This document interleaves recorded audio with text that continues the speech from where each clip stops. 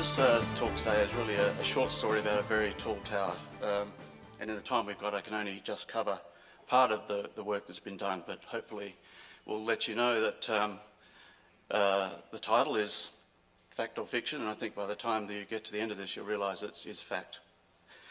Going to the moon brought us the microchip, Teflon and Tang, and we're all here at this conference because we also reach for the stars and have ambitions of building skyscrapers and tall buildings.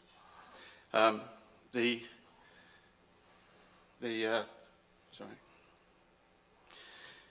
contribution, innovation to the skyscraper is really what we're here about today, and we hope that you'll see from the work that we've done here that we have made a major contribution to that exploit. It's not rocket science, but it is building science, and a lot of science has gone into this project, a lot of research by a lot of very specialist people from around the world. The project Inception began in October 2006, and over 400 professionals were brought together to our Dubai studios from around the world. This made up a total of 700 team members by the time we got to design development. We have completed design development. It actually started part of documentation, and the construction on site actually commenced in February 2008.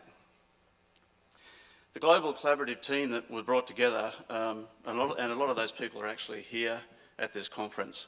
WSP, Bart Sullivan's here, Les is here, obviously, from Lyra, and also people like Rick Barker from Barker Mahandas. But all these people came to create what turned out to be countless iterations to develop this tower. We looked at facades, we looked at heights, we looked at all sides of sustainability and energy, and obviously a lot of time goes into that.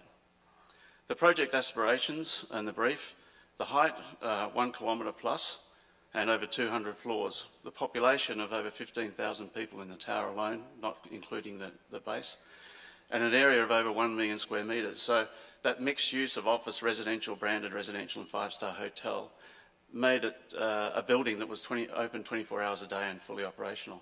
We strive for LEED Gold, and we can talk about that a little bit later, and also went for a very aggressive schedule of a 10-year building program. And anyone that's been involved in one of these towers obviously will know that's not a very long time. When we first got together with the team, we really sat around and had a series of workshops, because we realised that if we've got a decade to build this, that the influences on the project over that time are going to be very great. The construction techniques are going to change, the lifting strategies may change, the building services system, and also the use of the space. You know, what people would expect in a hotel room today may not be what's expected in 10 years' time. And the sustainability, which is always now obviously being increased in every project, will be different. So the building had to be very flexible. And one of the things that we felt that when we looked out the window where there's a school right near our studio, is that the students that were coming out of that school, the 15-year-olds, were really our tenants and our clients for the future. So we were designing for a place that we really had to sit down as futurists and work out how we were going to create this. So what was the innovation and the value proposition, and what have we learnt and innovated? I think here's purely a few of the points that we touched on when we sat down and said, what are we going to look at? How are we going to create this building, and what are we going to innovate? Because we felt that it's not a normal project. It is like launching to the moon. As architects, we look at our surroundings. We're always designing for the locality, and as Eric said, when you live in the Middle East and understand the Middle East, you're surrounded by the patterning, the Arabic patterning and the Islamic patterning. And what you see from this image here is that it always starts from a centric circle. It's always a centre of unity, and then there's a geometric pattern that expands from that with intersecting points. And this gave us a clue for really some of the things we wanted to bring to the project. We wanted to make sure it was unique to the region and that it had that inspiration in it. And we also felt that the architecture and the engineering, obviously on a project like this, are one hand in hand. We must make sure that anything we do is buildable. And the geometrics that come from this Arabic patterning worked well from us. We looked at the central unity, the concentric circles that expanded, and the point geometry, and that gave us a clue to how we might design the building. So we want to go to 1,000 metres high. Obviously the aspect ratio of 10 to 1, which is still a very skinny building, gives us a 100-metre diameter footprint. And of course, you can't use a 100-metre diameter fully. The light only penetrates up to about 12 metres, so it's like a donut. It's only the outside that's really worth it. So it's too big for the core. So we decided that we needed to hollow the tower if we wanted to keep that 100 diameter. And then we also needed to let light and air into that central core. So we created an atrium core for the building. That gave us several different things. A traditional skyscraper has, as we've seen mostly, is a central core and tapers towards the top so that we reduce the wind sail. And this building, we decided to maintain the width of the building all the way up and use the slots that we created to get air and light into the atrium as our way of reducing the wind sail. So effectively, the building tapers from the inside. We also looked at the different shapes of the building. We weren't fixed on a circular building, but when we started to look at the wind pressures that we were gaining on buildings, we felt that the circular building was giving us the least resistance. And we did a series of tests where we increased the height further. We did some tapering, we increased the slots, and each time it had a bearing on the amount of pressure, wind pressure we had, but then was directly had a bearing onto the foundation. So this was pretty important to us in exploring the actual shape of the building and how we were going to progress. So the atrium core that we've already discussed and the wind slots actually gave us 4 towers. So then how do we bring those 4 towers into one? We decided that the best way was to look at the 4 towers in reasonable sized towers. So we made them 25 stories. So each of the 4 quadrants is 25 stories. We then connected these by 3-level sky bridges so that this formed one tower. And then this was completed with a crown. What did that do for us in the design of the tower? It meant that we had a uniform shape all the way up the building, which was obviously better for constructability, but it also meant that we had, where we were spending the most money at the top of the building, where it was most expensive to build, that we had large footprints. So therefore we created the value in the real estate and increased the efficiency of the floors at the upper levels. And this is very important to obviously gain the returns that the client wanted for those high levels. The structural strategy that went with the architecture and obviously drove a lot of the architecture is that even though the building is a group of 25 stories bundled together, the structure needed to be read as one. It needed to be a single entity. So if we go back to the patterning that we looked at earlier, we have the 16 mega columns which follow the 16-point geometry, the hammer walls which created the slots through the building, and then the inner drum wall which ties all that together, and then the fin wall. So we ended up with an integrated structure that takes all the gravity loads directly down through the building. This is then tied horizontally with the horizontal elements of the sky bridges, which form 3-story belt trusses. And in this way, we're creating virtually like a stick of bamboo, where we're tying the 4 towers together at various points. The crown was actually developed with a concrete cylinder up the centre, which takes the lifts and all the services. And then the hammer walls turned into steel trusses, which rose to join together at the top. This allowed us better constructability throughout the project as well. And the Eiffel Tower gives you an idea of the height of that crown. The wind dynamics were obviously one of the most important things on the project because it drove everything that we did. The building was susceptible to vortex shedding, and the slots we found were working pretty well for us. They're actually working quite well, but we had to put it through quite a few wind tunnel tests. And what we found is the aerodynamic behaviour of those slots changed if we widened the slots or changed the throat or even changed the entrance or the way that we treated the internal parts of those slots. So a very important aspect of us getting this right was to put this through a lot of wind tunnel tests. This was over a 2-year period, and during that time we did the CFD analysis, but we also did large-scale high retesting, and we even put it through tests to check that we weren't going to cause acoustic problems that the building didn't whistle through these slots. So obviously the testing that was done took us through lots of exercises, both architecturally and engineering-wise. And at one stage, we looked at even putting strakes on the building, fins on the building to help with the vortex shedding. But at the end of the day, after all these tests, surprisingly, we ended up with one small mass dampener at the top of the building. And what this proved to us is that the 4 cores, the 4 legs, were better than one, because it was giving us that stability. The structure was taking the gravity loads down, but it was also helping us handle the wind loads. The gravity loads are actually about 20 million kilonewtons. And obviously that was an issue in itself for the design of the foundations. But the overturning moment of the wind is 200 million kilonewtons. So obviously this building was giving us a huge bearing on the foundations. WSP looked at that foundation and we did various tests, and what we came up with was that the best solution was to use barrettes, and those barrettes were 2.8 by 1.5 metres, but went down 85 metres into the ground, and they were sitting mainly under the superstructure, so it was taking the loads directly down through to the ground. Construction started on the foundations in 2008, and we had 2 sites to look at originally. So we did soil testing on both of those sites.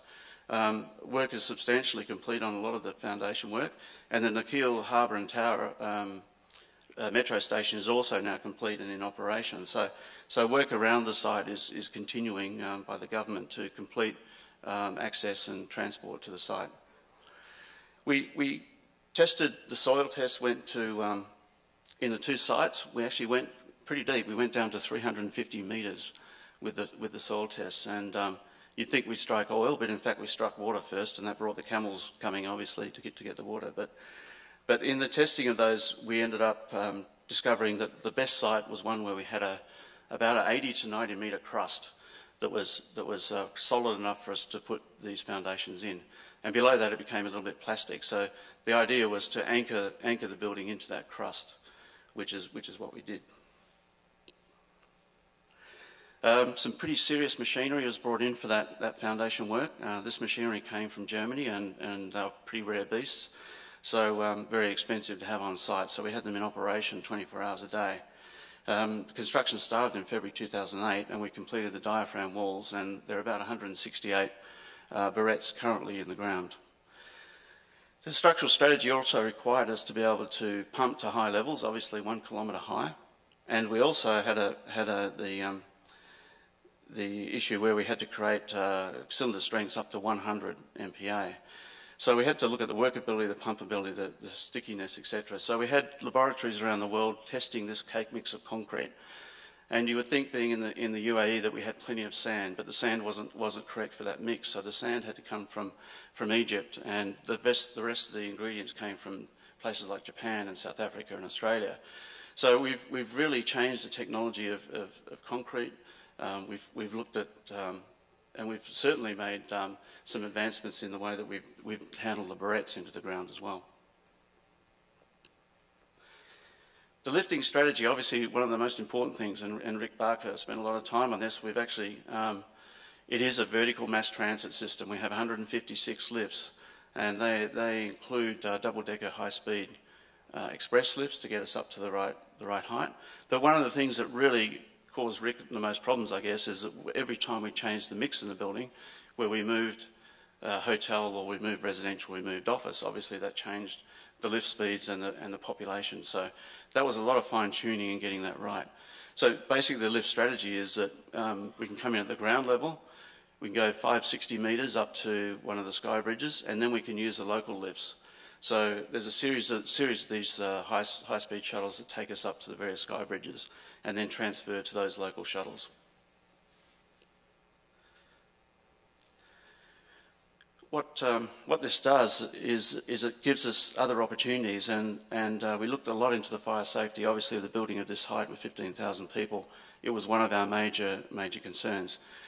We can actually use the lifts in case of fire in this building. We use the lifts and the stairs, and we've developed a system to be able to do that. The 4 cores give us extra safety, super safety, in that we have we have refuge zones at each of the sky bridges. So if there's an incident in any one of the legs, you can go up or down, transfer into the refuge zone, and then be directed to either stay in that refuge zone or use one of the other legs. So we have multiple ways of being able to escape the building or to move to another refuge zone. And this proved very good, not only for the fire and safety, but also for the servicing of the building. Each of the sky bridges has a plant room or MEP for each of the cores or each of the 4 legs. So in case one of the plants go down, they're actually linked together, so we've got redundancy, so it can actually back up any other of the legs. So it's also an extra safety device in that we don't have any one of those 4 cores going down or any one of the towers going down. The stack effect was another issue that we looked at in a lot of detail, because unlike the cooler climates, it's the opposite. We have a hot climate, 50 degrees at times. We also have a temperature differential from the bottom to the top of the building of up to 25 degrees Celsius. And we also then have a different temperature between the inside of the building and the outside of the building. So the pressure within the building was constantly changing, and we used the sky bridges, and we used various other design innovations to be able to isolate the pressure, and we had a series of sequencings for doors, etc., to control that pressure. And there's a lot of work by Norman Disney Young went into that design. The sustainability there's not one large thing that we can point to in the sustainability to get to LEED Gold in this building. There's a raft of initiatives, both through the way that we're treating the facade with the latest of glass technology. We're using titanium panels, 100% recyclable, and we've got a lot of low energy uses in the building. So there's about 200 items that we're using to get to LEED Gold in that respect. Constructing the building and getting it built in that time was really one of our challenges as well. The building started on the left here. You can see that the building started with a different type of crown, but then we found that the amount of lifting that we'd have to do that steel crown, that was going to slow down the productivity on site. So we continued the hammer walls up, and that simplified the building, but it also meant we could use those hammer walls to jack the tower cranes up to the highest possible point so that we could have them in use for the longest possible time and use them to get to the top of the building. Some of the other things that the Constructability did for us, and I think the real essence to this is that we're extruding the same cylinder for as high as we can before we change it. Every time you change or step in, as we normally do with a skyscraper for the wind loads, you're changing the forms, you're changing the method of construction. With this development at the lower levels, the same facade on level 10 is the facade on level 100. So we actually only have 3 major facade panels that we're using throughout the development, and this gives us speed and efficiency to be able to build quickly. We also looked at other things like using some of the inside, some of the void within the core to be able to lift within too, so that if we have inclement days, we can use the inside of the core as well. The integrated mixed use really was one of the things that we felt was very important for this building. The fact that we have a living building that's operating 24 hours a day, 7 days a week. It has residents, it has hotels, it has office buildings, and the building really we tuned it so that we had flexibility within that as well. The sky bridges on each of the levels for the residential creates a village square and has amenities such as childcare, shops, health facilities, and on the other sky bridges for the hotel and the office buildings, they create lobbies for the hotel and office. And the observation deck obviously is open to the public, and they enter from the lower level lobbies. This team was also involved in the master panel project. There's over 3 million square metres of other facilities around the tower, and also in the podium. And the podium is virtually a presentation in itself, because the podium houses all the facilities that keep this building alive, and also creates the placemaking for the stage of the building. It's actually 800,000 square metres, not 800 square metres, and has cultural facilities as well as retail, museums, and also, obviously, the car parking and the transit system to be able to connect into the building, which comes from the metro.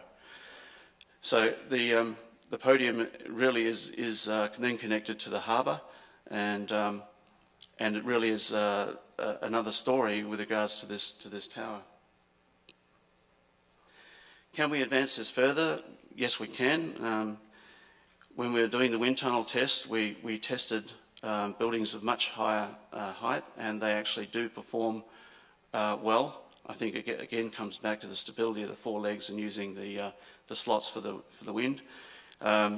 These two are both the same scale, and the test for that came out quite realistic. So the evolution of the skyscraper continues, and our equivalent to the microchip and Teflon and Tang are being realised in the work that we're doing and that we're all doing to develop the skyscraper and the evolution of the skyscraper. I'd like to be able to answer any questions at the end of this, but first of all I'd like to just run a short video which is really our clients' aspirations for the project.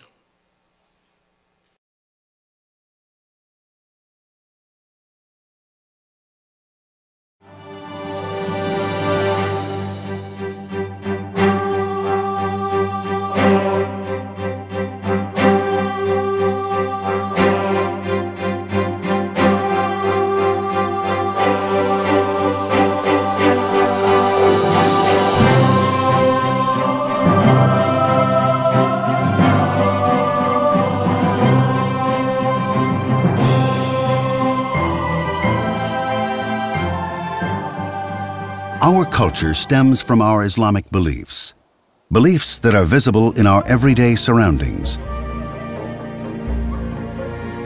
From Islamic patterns that reflect balance to the crescent moon that symbolizes a new beginning.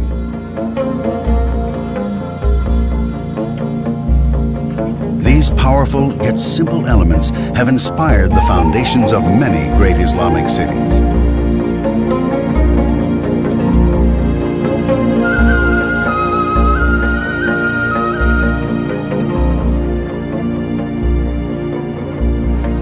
From the gardens of Alhambra to the great harbor of Alexandria, the water bridges of Eshafan to the promenade of Tangier, we look to the past of great Islamic cities for inspiration.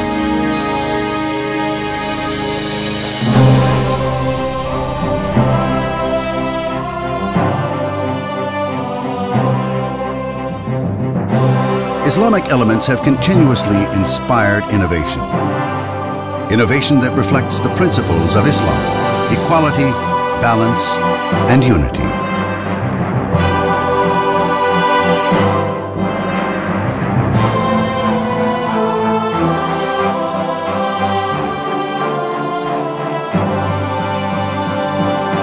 Our Islamic heritage has inspired us to design a unique community for Dubai, located in the center of a great city for all.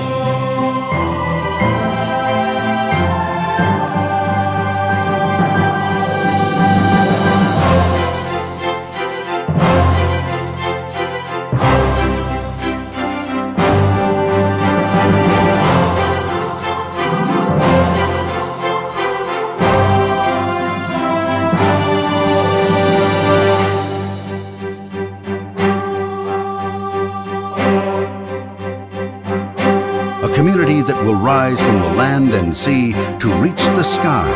Nakheel Harbor and Tower will be Dubai's capital.